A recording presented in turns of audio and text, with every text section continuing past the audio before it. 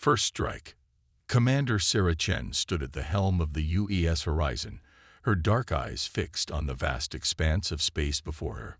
The massive warship, humanity's crowning achievement in military engineering, cut silently through the void.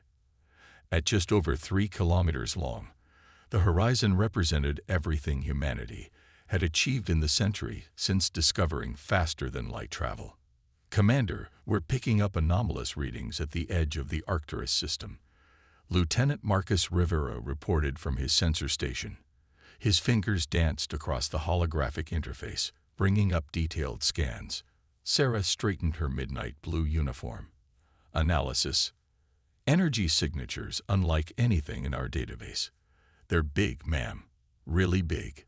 Before Sarah could respond, the space before them seemed to tear apart. Massive ships emerged from the ruptures. Sleek, crystalline vessels that gleamed with an inner purple light. Sarah counted 12 of them, each easily matching the horizon's size. Battle stations, Sarah ordered calmly. Throughout the ship, alert klaxons sounded as the crew of 5,000 moved with practiced efficiency. The horizon's quantum shields hummed to life, and weapon systems came online. Incoming transmission, announced Communications Officer Yuki Tanaka. They're broadcasting on all frequencies. On screen. The main view screen flickered to life, revealing a being that appeared to be made of living crystal. Its faceted face shifted as it spoke, its voice resonating with harmonic undertones. I am High Commander Vorax of the Xenari Empire. Your species has been observed and found lacking. Submit to our authority or face extinction. Sarah's expression remained neutral, though her heart raced. Humanity's first contact with an alien civilization, and they were threatening extinction. This is Commander Sarah Chen of the United Earth Ship Horizon. We wish to establish peaceful. Peace is irrelevant. Vorax interrupted.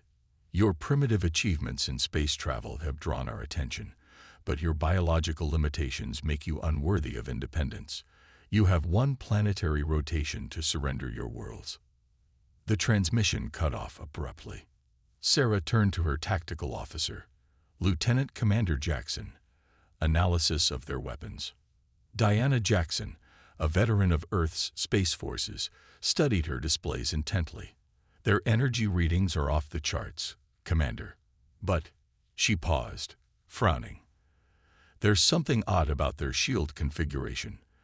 The crystalline structure seems to create resonance patterns. Can we exploit that? Maybe.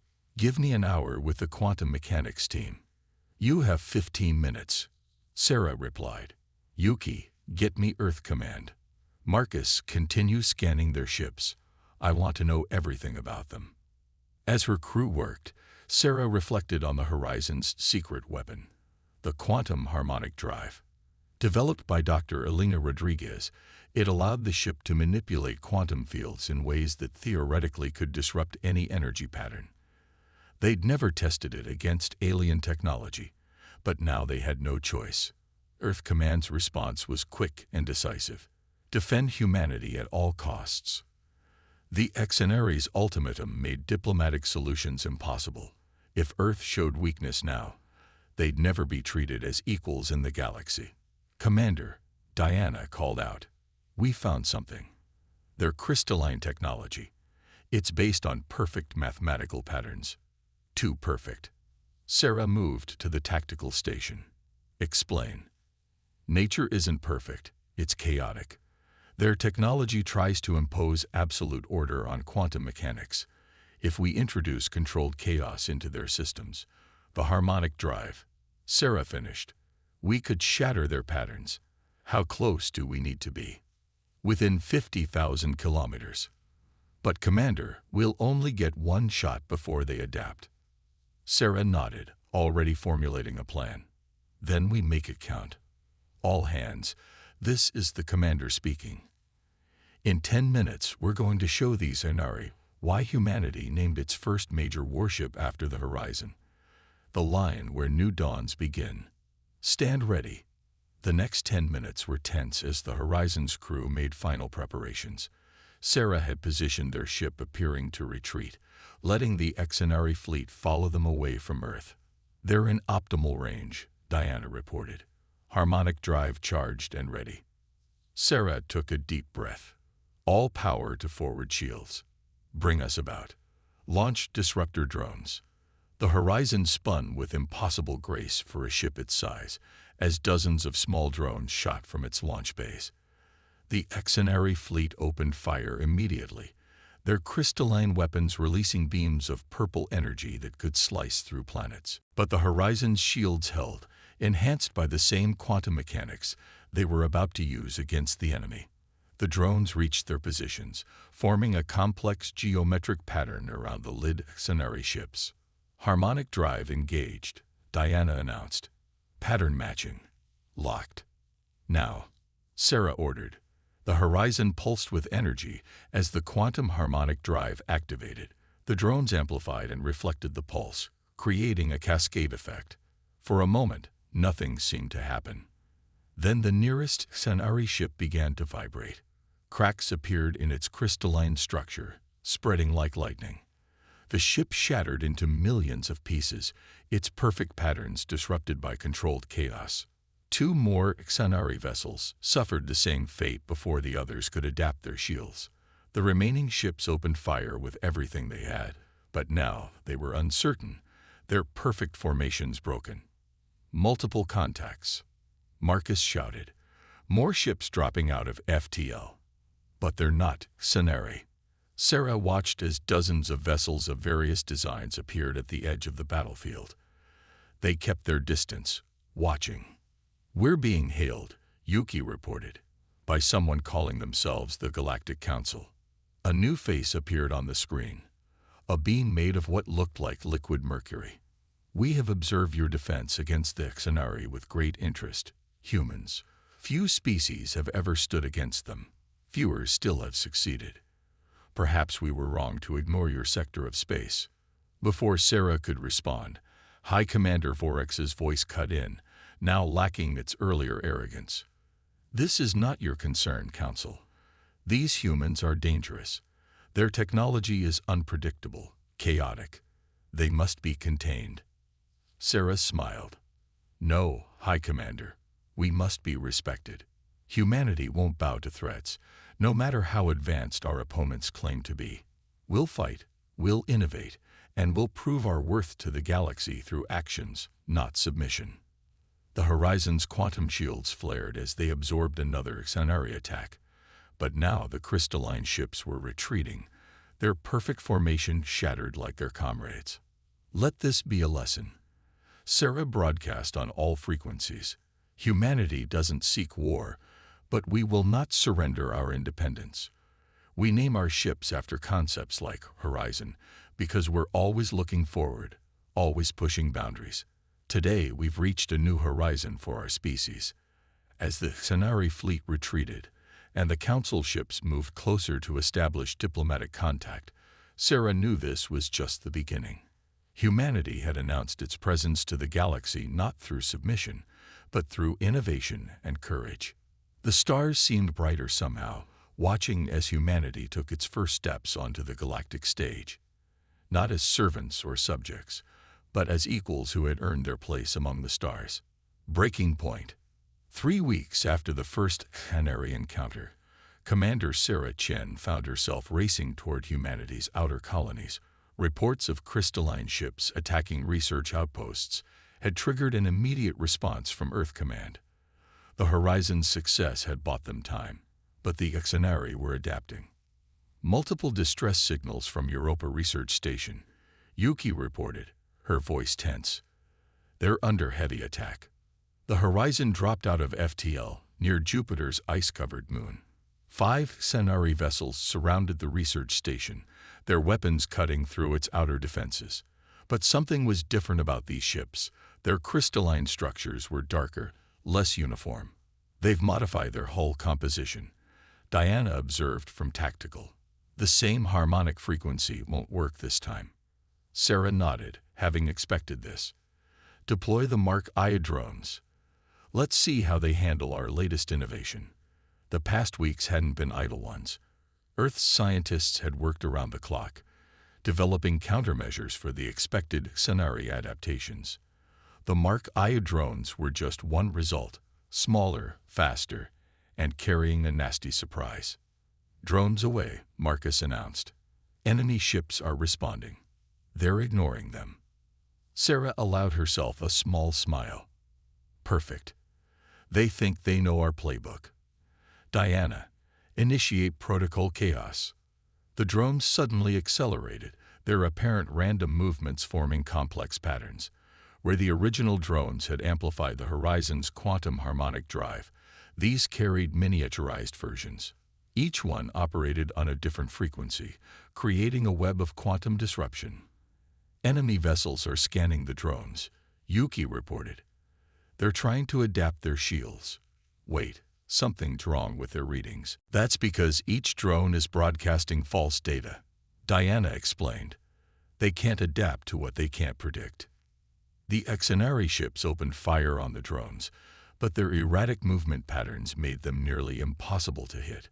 When the drones finally activated their harmonic drives, the effect was devastating. Instead of shattering, the Exenari ships began to warp and twist, their modified crystalline structures unable to maintain cohesion under multiple quantum attacks. "Europa Station reports their shields are failing," Marcus called out. 2 minutes until breach." Sarah straightened in her command chair. "All batteries, target the lead vessel. Fire everything we've got." The Horizon's main guns roared to life, launching salvos of quantum-tipped missiles. The weapons struck the destabilized Exenari ships like sledgehammers hitting glass. 3 vessels shattered instantly, while a 4th spun out of control, its systems in chaos. But the 5th ship, larger than the others, managed to adapt. Its hull rippled and reformed, becoming something new, a hybrid of crystal and what looked like living metal. "Impossible," Diana whispered. "They're incorporating organic compounds into their structure. They're evolving." The surviving Exenari ship launched a new type of weapon, tendrils of crystalline energy that sought out and destroyed the remaining drones. Then it turned its attention to the Horizon. "Brace for impact," Sarah ordered as the tendrils struck their shields. The ship shuddered violently, but held. "Shields at 60% and dropping," Diana reported. "Their new weapons are trying to rewrite our shield frequencies." Sarah had prepared for this too. "Dr. Rodriguez, now would be a good time." Deep in the Horizon's engineering section, Dr. Elena Rodriguez activated her latest creation, the quantum flux generator. The device didn't try to match or counter the enemy's frequencies. Instead, it randomized the ship's entire quantum field every microsecond. The energy tendrils lost their grip, unable to lock onto any specific frequency. The Exenari ship reeled back, seemingly confused by the Horizon's transformation into a quantum ghost. "Their weapon systems are destabilizing," Marcus reported excitedly. "The random quantum fields are creating feedback in their targeting systems." Sarah leaned forward. "All power to the main gun. Let's show them humanity's latest trick." The Horizon's spinal cannon, recently modified with Dr. Rodriguez's quantum technology, powered up. The weapon didn't fire a beam or projectile. It fired a concentrated burst of pure quantum randomness, the antithesis of the Exenari's ordered crystalline technology. The effect was catastrophic. The Exenari ship's attempts to evolve and adapt worked against it, as its structure tried to match patterns that didn't exist. The vessel collapsed in on itself, its perfect crystalline form unable to handle true chaos. "Europa Station secured," Yuki announced. "Minimal casualties. They're sending their thanks." But Sarah wasn't celebrating yet. "Get me Earth Command. The Exenari are evolving faster than we anticipated. They're learning, adapting, and they're not doing it alone." Analysis of the battle debris revealed traces of technology from other species. The Exenari were incorporating the strengths of races they'd previously conquered into their ships. "Commander," Marcus called out, his voice urgent. "Long-range sensors are picking up massive energy signatures. Hundreds of ships approaching from multiple vectors." Some are exenari, but others. I've never seen readings like these. Sarah watched as the tactical display filled with incoming contacts. The exenari weren't just sending their main fleet, they were calling in allies or subjects from across their empire. The real war was about to begin. "Send word to Earth," she ordered. "Tell them what we've learned. And get me Dr. Rodriguez. If the exenari want to evolve, we'll show them how humans do it. We don't just adapt, we revolutionize." As the Horizon set course back to Earth to prepare for the coming storm, Sarah knew they'd crossed another threshold. The exenari had thought humanity would be easy prey, but instead, they'd awakened something they couldn't control: human ingenuity unleashed. The question now wasn't whether humanity would survive, but how many more impossible things they'd achieve before this war was over. The galaxy was about to learn why you should never corner a species that thrived on overcoming the impossible. Rising storm. The Sol system buzzed with activity as humanity prepared for war. In the month since the Europa Station battle, Earth's shipyards had worked miracles. 6 new warships, each incorporating lessons learned from the Horizon's battles, stood ready. But Commander Sarah Chen knew it wouldn't be enough against what was coming. Latest intel from our quantum probes, Marcus reported on the Horizon's bridge. The exenari fleet includes vessels from at least 5 other subjugated species. They're 2 days out from Pluto's orbit. Sarah studied the holographic display showing the approaching armada. 300 ships strong, each one enhanced with hybrid technology. Status of the quantum web. Dr. Rodriguez reports the network is stable, Diana answered. All 7 Earth ships are successfully linked. This was humanity's newest innovation, a quantum entanglement network allowing their ships to act as one, sharing shield power, sensor data, and targeting solutions instantly. No light speed delay, no chance of interception. The exenari weren't the only ones who could evolve. "Commander," Yuki called out, "incoming transmission from the Galactic Council observation post." The liquid metal face of Council Representative Zinra appeared on screen. "Commander Chen, we have been monitoring the approaching exenari fleet. Their technological integration rate is unprecedented. We believe they're desperate. Desperate enough to commit their entire force." Sarah asked. "They fear you, Commander. Your species has done in weeks what others failed to do in centuries, proven the exenari can be beaten. They cannot allow this knowledge to spread." Before Sarah could respond, new alerts flashed across every screen.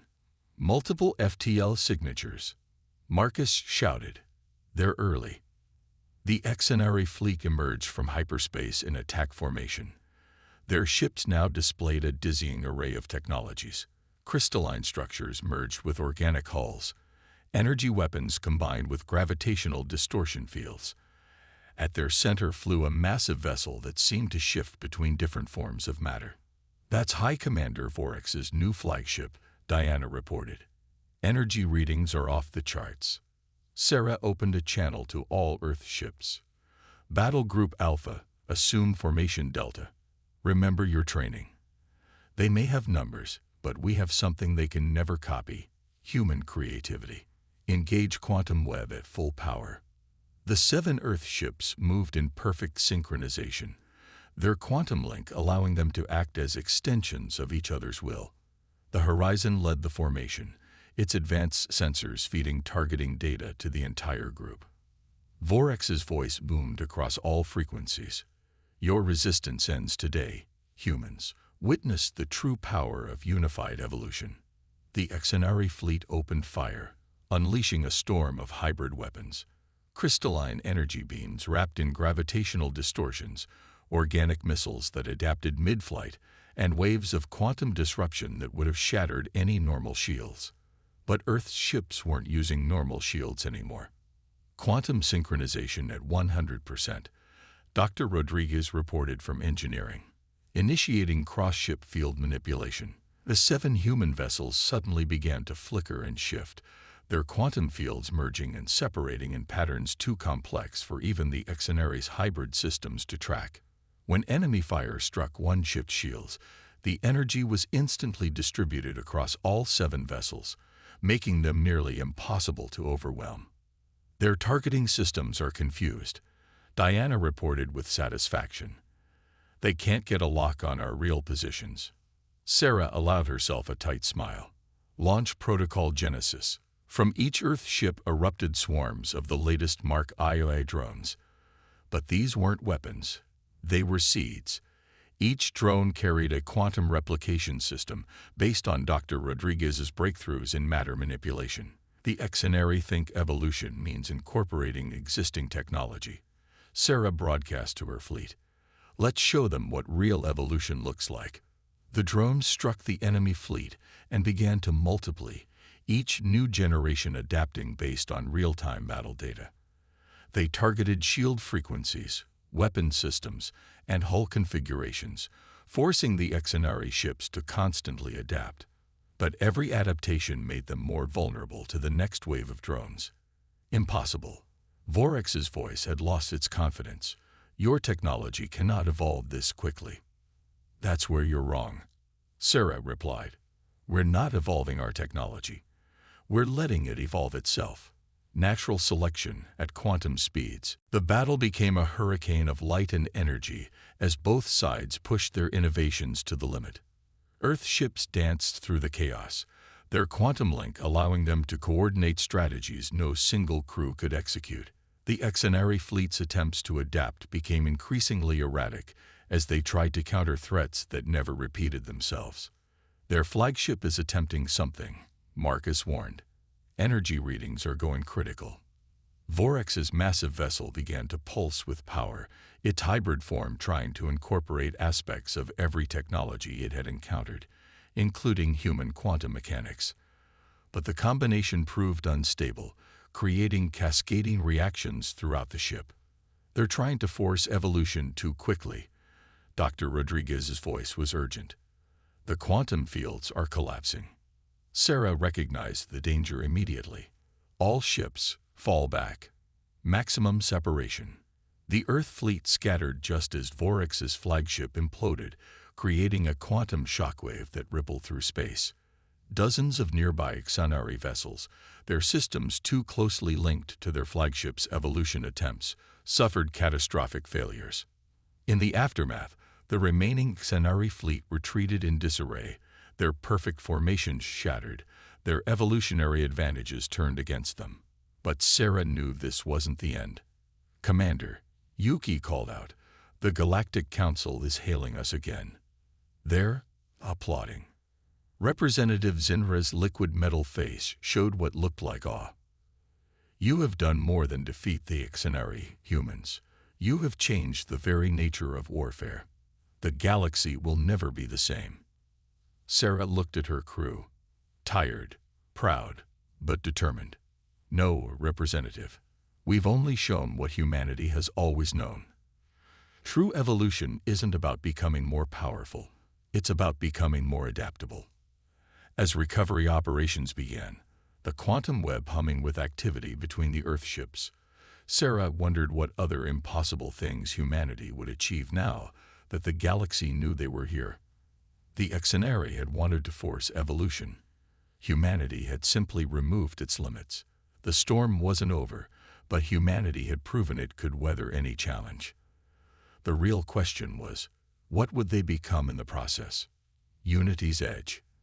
The aftermath of the quantum battle brought unexpected visitors.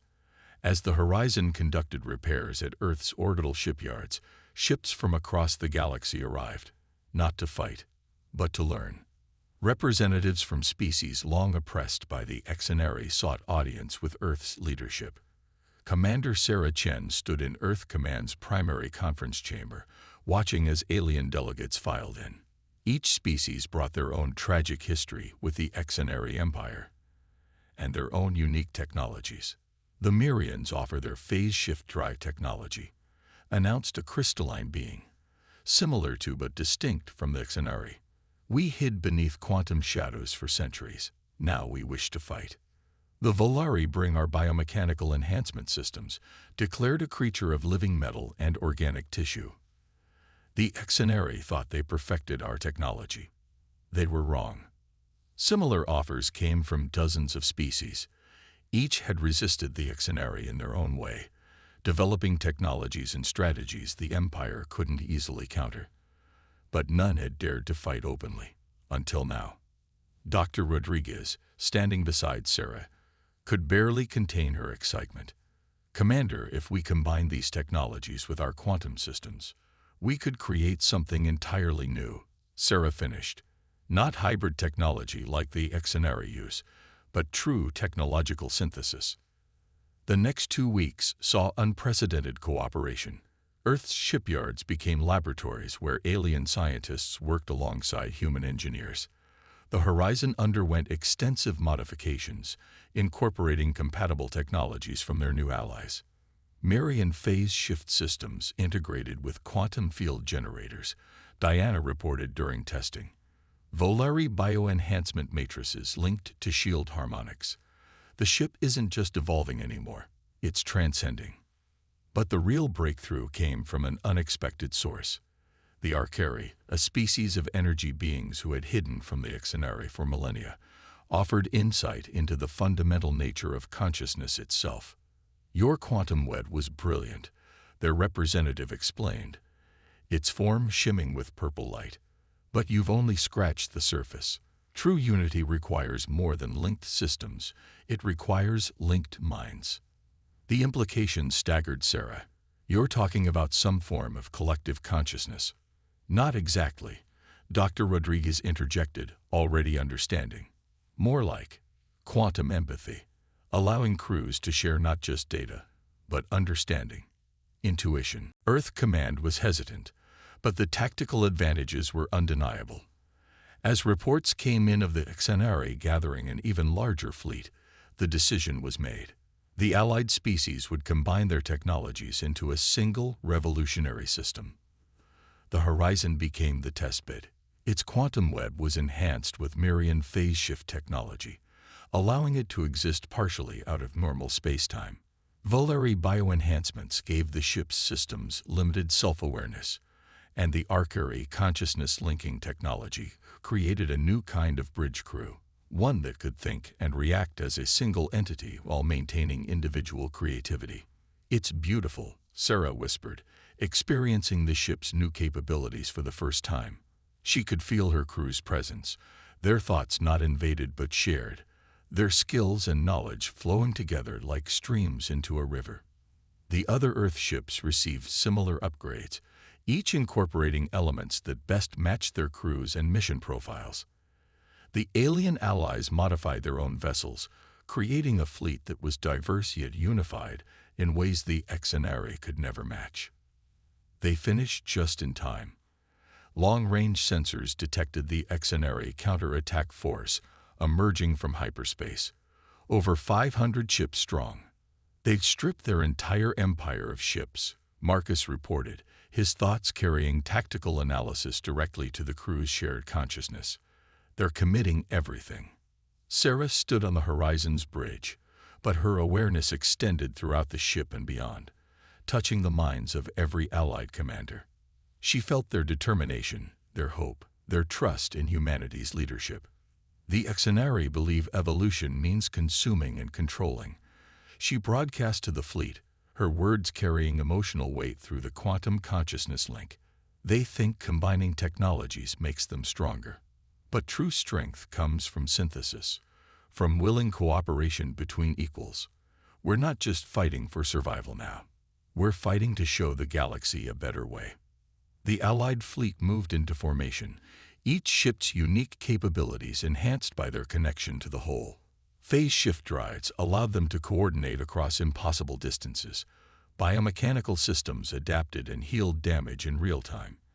And through it all, the quantum consciousness link let them act with single purpose while maintaining the creative chaos that had served humanity so well. As the massive Ingenuity fleet approached, Sarah felt a new emotion rippling through the consciousness link. Not fear, but anticipation.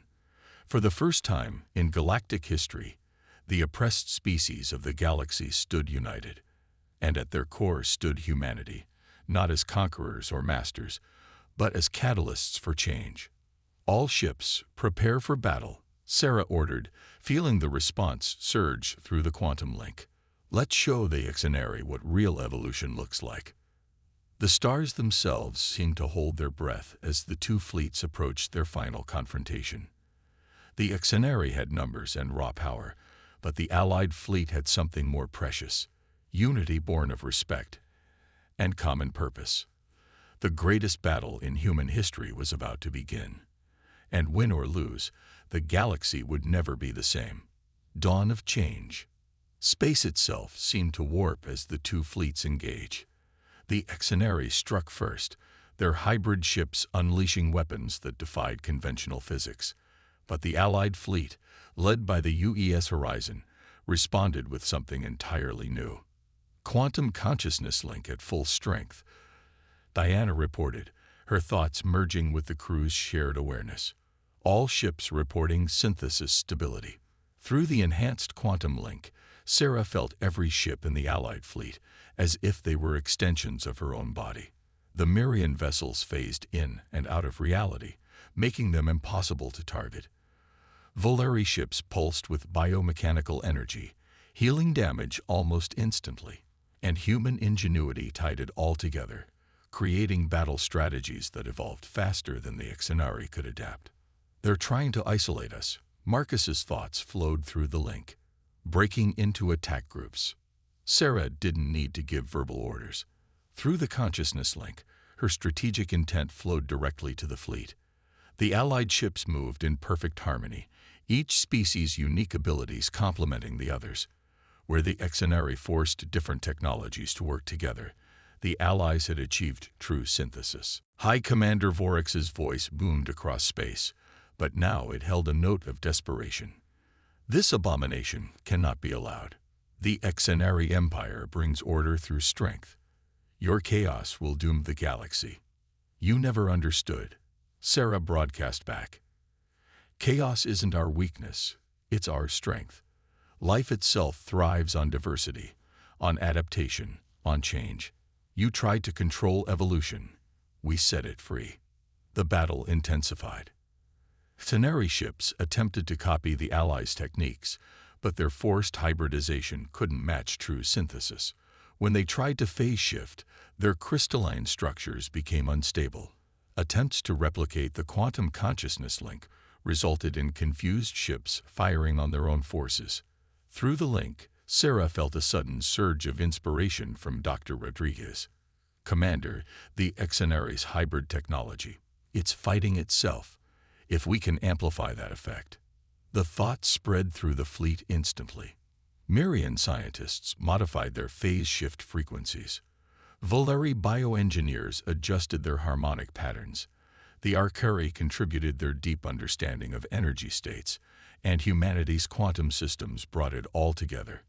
"All ships," Sarah commanded through the link, "execute protocol synthesis." The Allied fleet began to move in impossible patterns, their technologies working in perfect harmony. Each ship projected a unique frequency that, when combined with the others, created a cascade effect. The Ixenari's hybrid systems tried to adapt, but each adaptation only made them more vulnerable. Vorex's flagship, a massive construct of crystal and stolen technology, attempted one final gambit.